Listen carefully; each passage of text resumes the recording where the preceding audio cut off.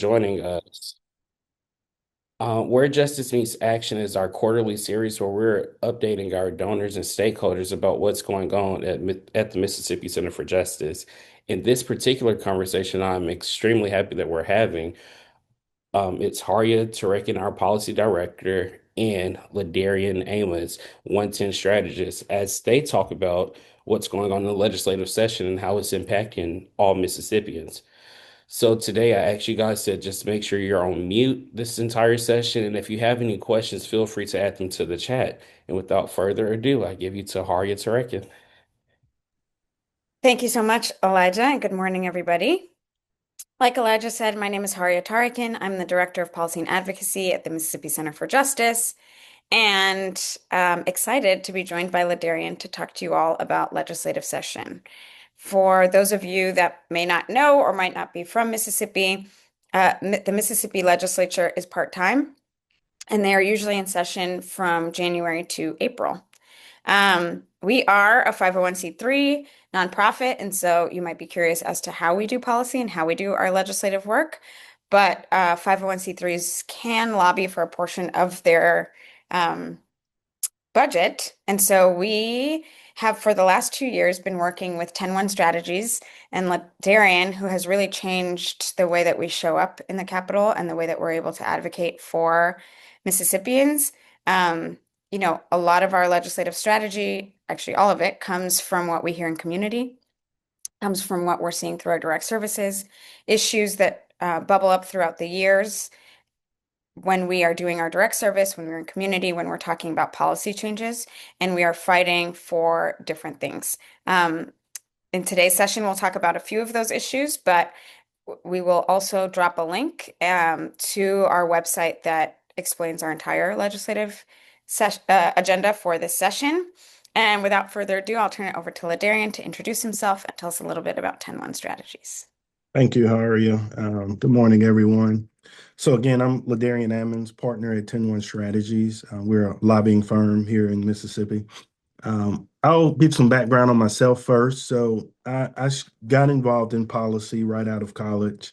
I actually did policy in Speaker Gunn's office for a year back in 2014. After leaving there, I went to law school.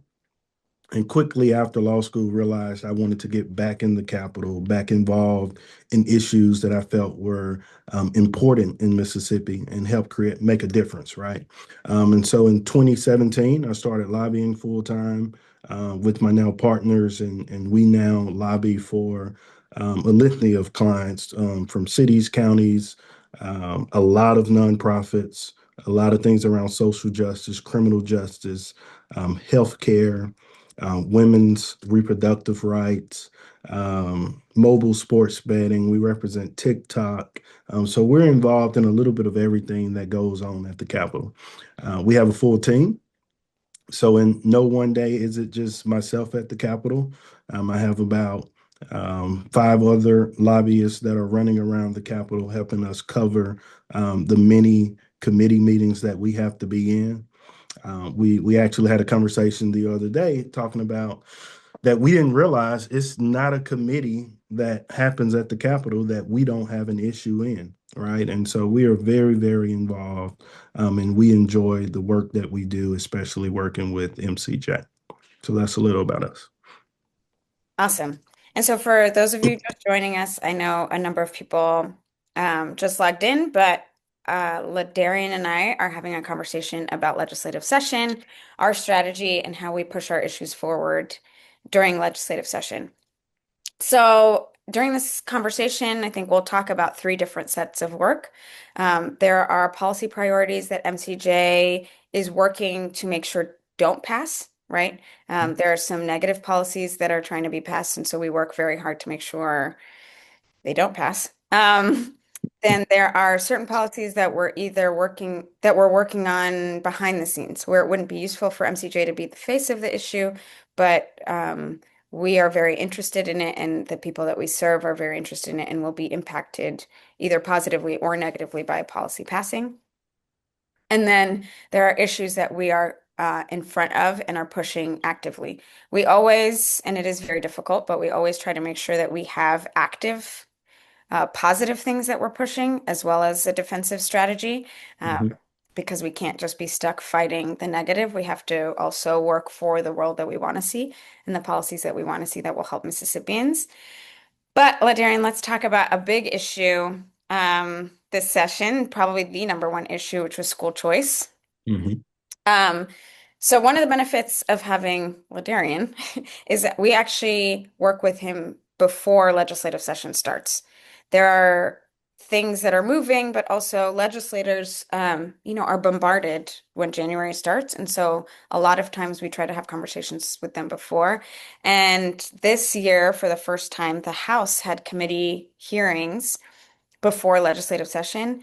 LaDarion, let's talk a little bit about you helping us decide whether or not it was useful for us to testify at that Education Committee House hearing.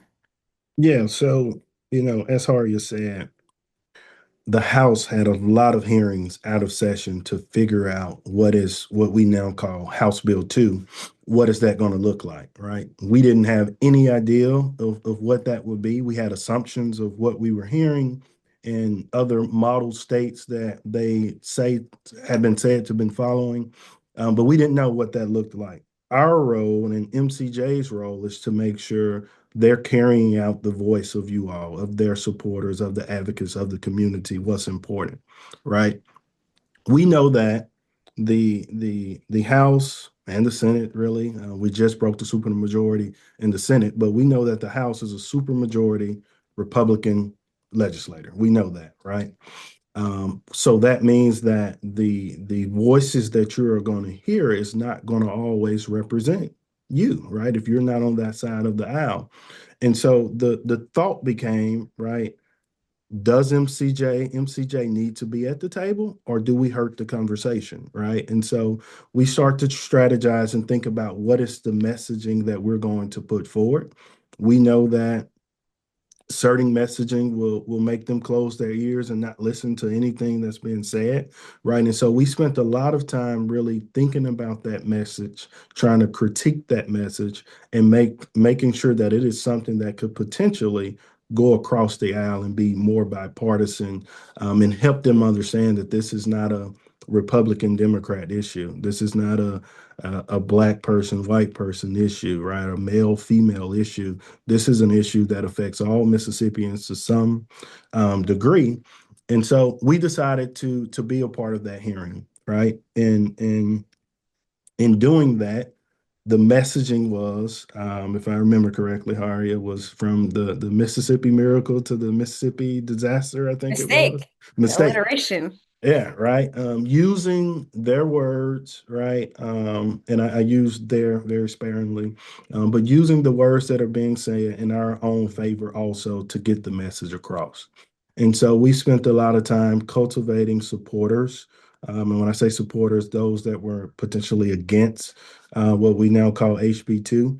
But also we have to spend time talking to those who are for school choice and getting a chance to understand why they are for it, right? And having a rebuttal of why that is good or why that is bad. And so we went through that hearing process. We get to legislator now, and I may be jumping ahead. And we now have what is called HB2, and we were also in the room for that, right?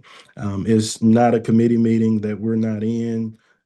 Certain issues we prioritize over others. So regardless of what else may have been going on at the Capitol, we knew we had to be in the room for HB2, right? I think so. The games that are played sometimes at the Capitol, all of the hearings for education on school choice was in room 113 at the Capitol. That's one of the larger House committee rooms. When it was time to take up the bill for education, it was done in room 204, one of the smaller committee rooms in the Capitol. And I would say you probably had over 100 people standing outside the door trying to get in, right? And luckily we got in, and we were there for the debate. We were in real time talking with legislators, letting them know what was good, what was bad. And unfortunately, in the end, we still got an HB2, but we're still got a long ways to go. Yeah. So let's talk a little bit about the small wins that we have had in HB2. So as LaDarion said, we testified in this hearing, but and because it was before legislative session, really all we were doing was educating on the issue. We didn't have a bill. There was no bill that we were working towards. We were just talking about what it would mean to move public dollars to private schools, whether that was through a parent or otherwise, that we did not agree with moving public dollars to private schools. Um, but as LaDarian said, part of that strategy was trying to figure out what messaging would work. And so we didn't come in with this is an unfair policy. It will negatively impact low-income Mississippians. We came in with this is a fiscally irresponsible policy. Hmm. Hmm. Um, our entire presentation done by our director of education was about other states that had used this model, how it had bankrupted states, and how much money it cost the state, but also how much money it removed from rural communities, from public schools, and communities that depended on those public schools. And I think that fiscal message, well, we know that the fiscal message resonated with everybody in the room because in that room, they told us that they would not do a universal school choice model, whatever they were going to consider. And then come to legislative session in Mississippi, there are no public hearings, right? So it's very hard for Hmm. the public to participate, including MCJ. And then also the committee hearings and the committee hearing agendas are not posted online. The committee hearings are posted online, but the agendas are not. And so if LaDarion or his staff are not at the Capitol and in the room, we don't know what's being discussed at the moment. LaDarion is texting me, committee meeting in 10 minutes. Can you make it to the Capitol? Or something's about to happen in 5 minutes. I don't think it would be useful for you all to be there, but I'll text you from inside the room, right? This is kind of the game that we're playing. And at the same time, when he referred to talking to legislators on the spot, it's because we are texting LaDarion, we need somebody to ask this question. We need somebody to raise this point. And he, because he has a deep knowledge of each individual legislator, is able to say, oh, that's a good question for so and so. That's a good question for this other person to ask, and shooting the questions to different legislators. And that's how we're getting our voice heard in the room. Our legislators, all of them really, are also at a disadvantage because they don't have staff and they are part-time. And so they are flooded with bills, and it is not likely that they have read the bills. And so as advocates, it's also our responsibility, unfortunately, to educate them on any certain issue that's in front of them. And so that is the partnership that we have to have with our lobbyists, and part of why we have been so successful, um, even if the wins range from very small to a little bit larger, is because LaDarion and I have a very good working relationship and we're able to respond to one another so quickly. But And also, I'll jump in also and say, not only do we not know what's on the committee, what's going to be coming up, but most of the time the legislators don't know what's coming up in committee and haven't read the bill. You got 2,000 bills that have been filed, and then you bring up a school choice bill over 400 pages.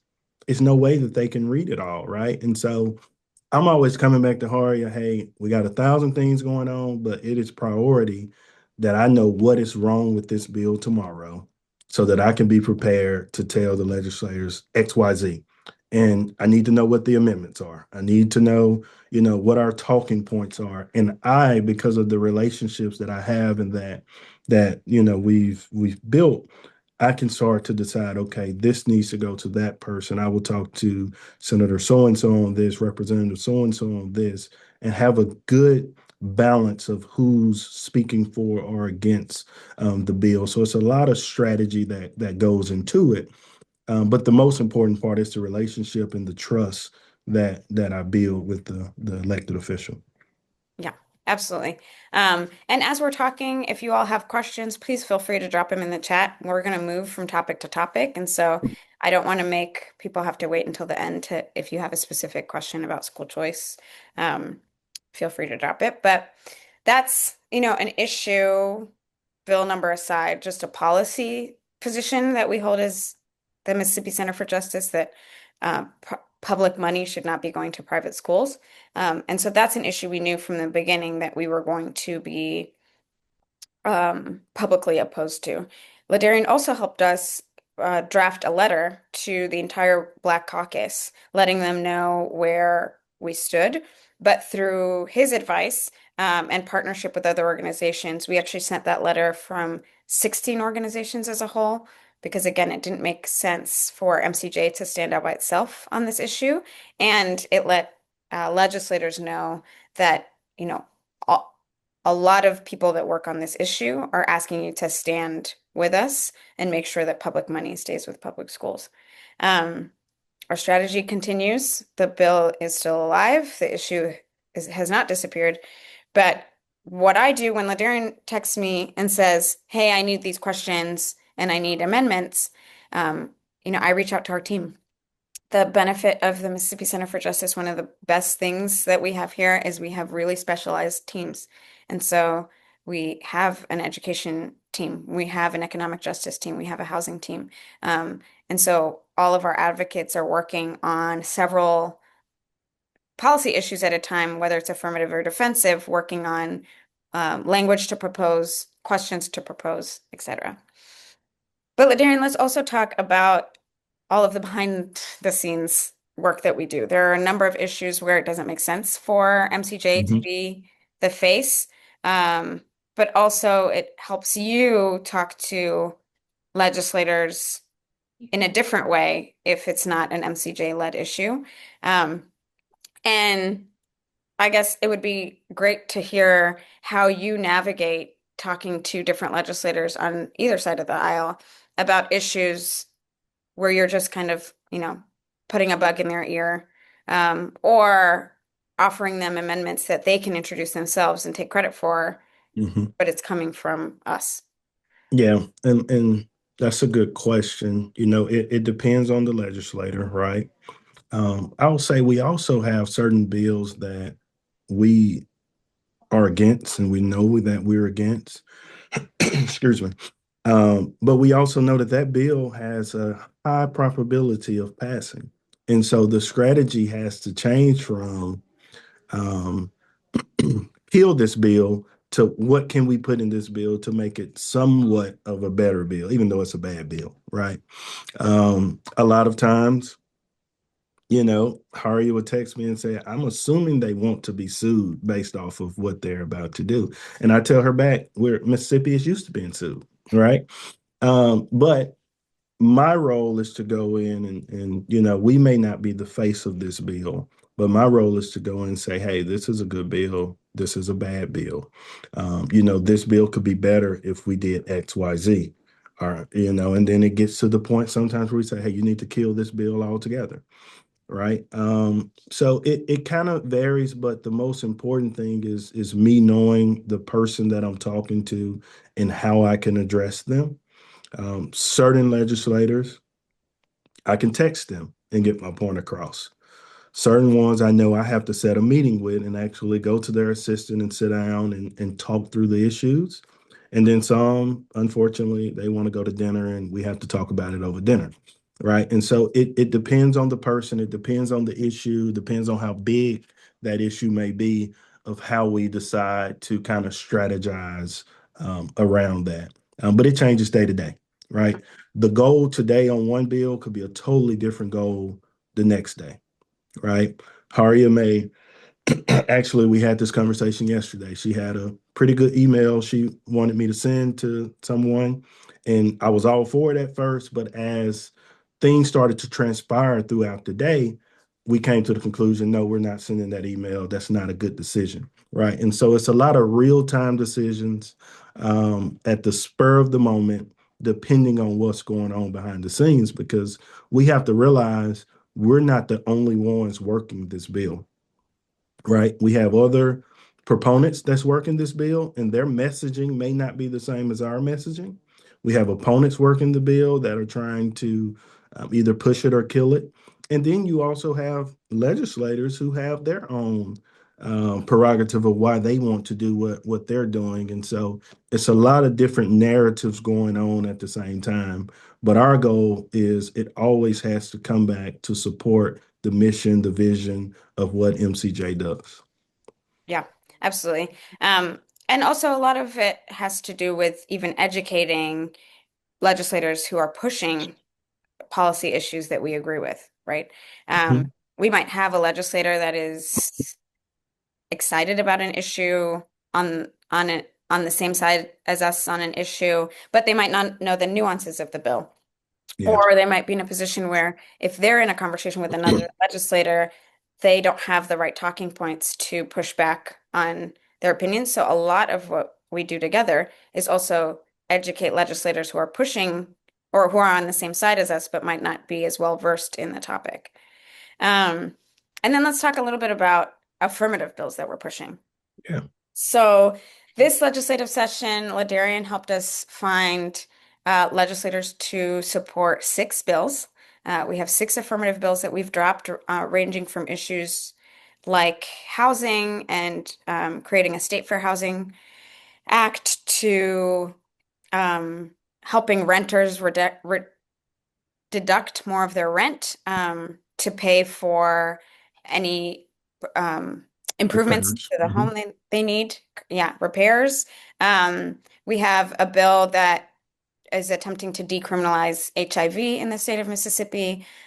We have a bill working to um, remove the collaboration agreement for certified midwives so that midwives can provide more health care without having a doctor collaborating with them. Um, just bills ranging through all of the topics. And then a very public bill that we dropped this year is the Robert G. Clark Voting Rights Act.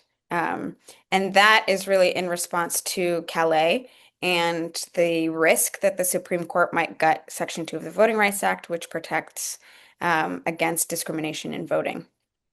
And so for that one, we had a press conference, but also we got a lot of members of the Black Caucus to sign on to um, support the bill. But LaDarion, can you talk a little bit about even when we are pushing such a public bill, what you have to do Mhm. on the back end to make sure it even goes anywhere? Yeah, and I'll also talk about the process of us actually getting those bills filed. And so for those that may or may not know the process, and so the bill, if you haven't seen what is a bill on Capitol Hill, Schoolhouse Rock, right? The bill starts as an idea, of course, and we had plenty of meetings back starting probably August at MCJ's office to talk about the issues that we're going to be our primary issues that we're going to author bills on this year.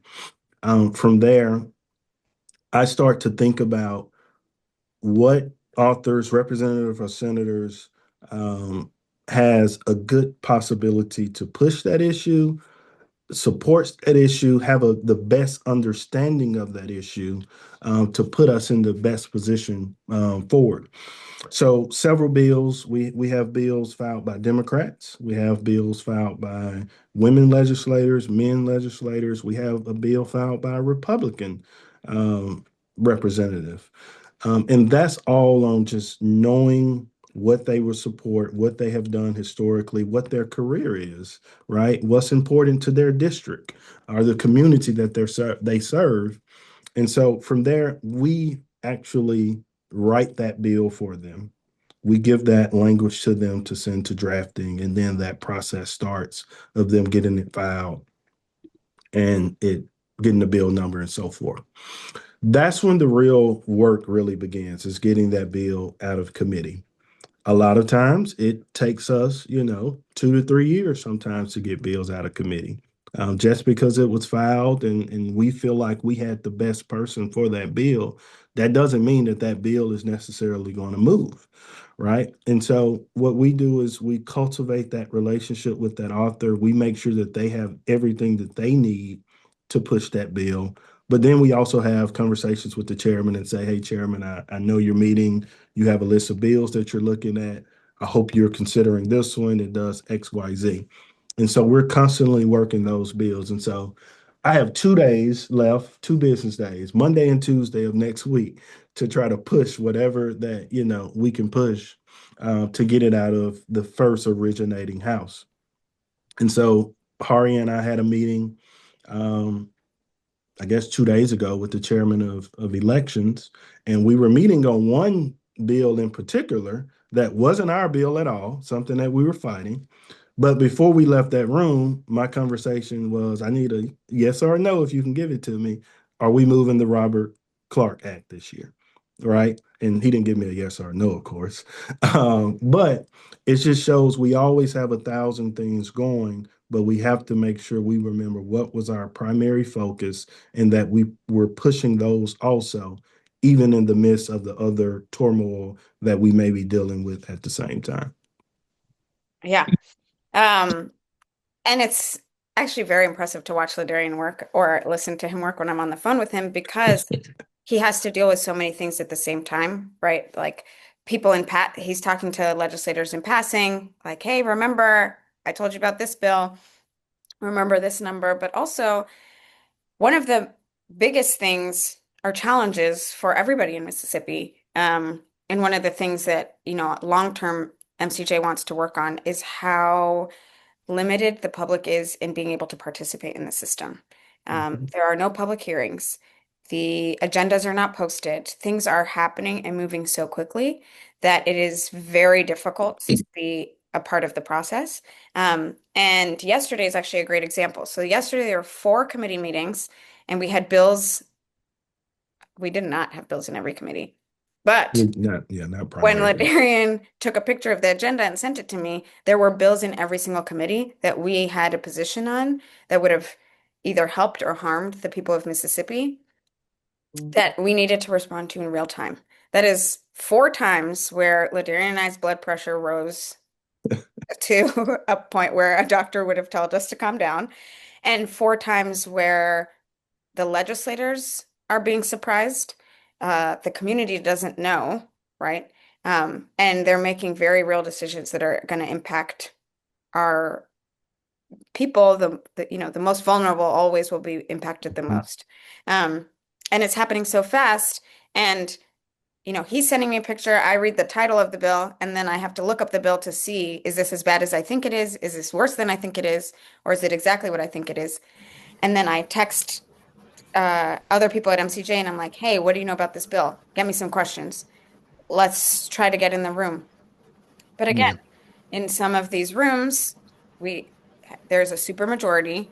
The bill is likely going to pass, and so we're figuring out, can we fight this on the floor? Do we need to kill this in committee? Or am I like, LaDarion, you need to pull this legislator aside and figure out how to not get this even called up because there's no way we can fight this once it gets to the floor, and it would have terrible ramifications. Um, And so it's just fast moving in a way that is intentionally limiting and intentionally keeps people out of the system. But the benefit of a nonprofit, a 501(c)(3) being able to lobby at least part of the time is that if we were not involved in this process at all, we would always be playing catch up and we would always be on the defensive. It is very hard to fight the current systems and the current laws that are keeping our people subjugated. And if we are not able to fight the new ones and also push for affirmative, positive bills, then we would uh, always be running backwards. I'll, and Um, I'll, I'll say this: MCJ brings an expertise to the table that is not at the committee table, right? You have representatives, senators who are they're normal, everyday individuals. They have a career. They may be a lawyer, insurance agent, a realtor, a farmer. You have a lot of farmers, right? And so their expertise may not even be the issues that's before the committee, right? And so us being able to be in the room allows MCJ to bring their expertise to the table because we're getting that to them in real time, right? And if you've seen my text messages, you will see they say, "Oh man, that's a really good question. I didn't think of that." They didn't think of that because they don't understand that issue fully the way that MCJ does and even myself, right? A lot of times, as Harya said, even though we had a crazy day yesterday 4 committee meetings going on at one time, and we have an issue on every agenda. Well, MCJ has an issue on every agenda, but 10-1 Strategies probably has every agenda item is an issue for us. And so I'm rolling through 1,000 different issues at one time, me and my team, and we're trying to make sure, regardless of who the client is, we're putting them in the best position. And so that's the real value of, a 501(c)(3) being able to do some lobbying, right? It is limitations to what that look like, and filings that has to be done, but the expertise is unmatched, and that makes my job easy. Harya works me, y'all. I'm just saying, but it makes my job very easy because I know I have the support behind me when I need to get something moving. Awesome. Thank you, LaDarion. I did ask LaDarion if I was his hardest client yesterday after a hard day, and he said no, so I still have a little leeway to be even more difficult.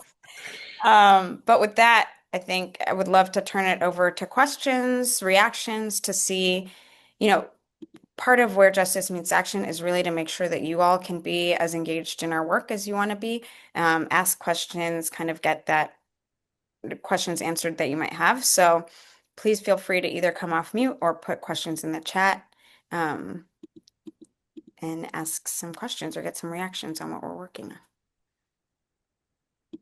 on. And in the chat, you'll see the webpage to our legislative agenda, the presentation that Dr. Wiley gave before the committee, and the letter that we sent to the Black Caucus explaining our public stance on defending public schools.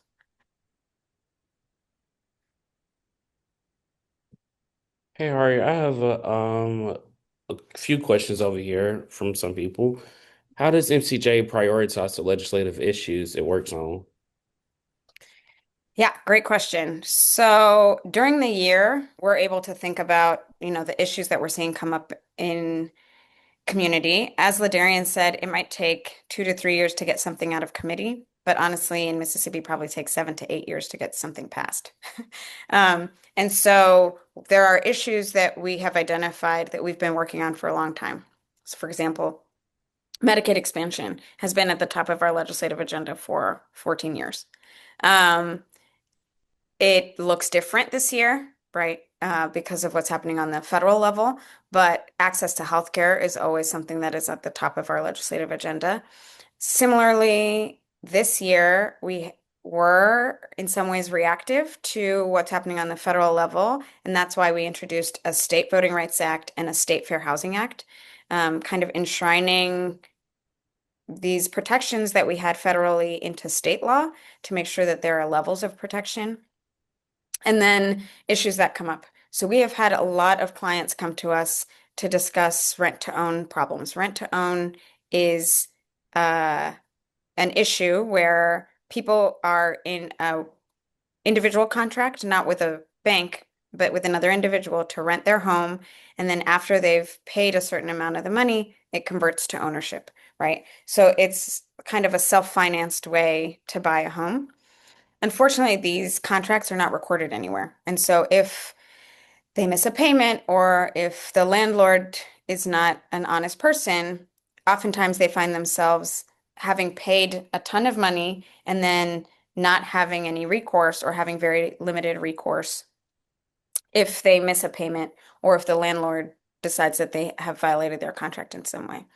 And that's an issue that was really born out of our direct services work. We just saw that issue come up so much that we knew it needed a legislative and policy fix. Otherwise, tons of people would be stuck in that same cycle. So there are some issues that we do to enshrine protections that we need, and there are some issues or bills that we work on because they are issues that we see come up so often.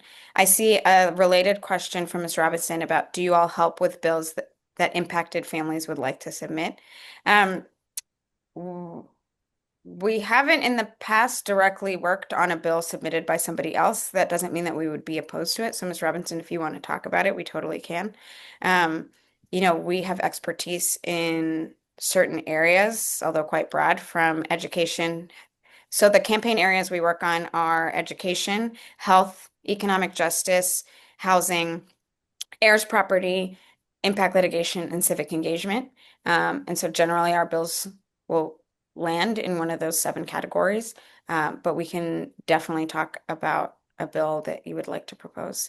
You can send it to me.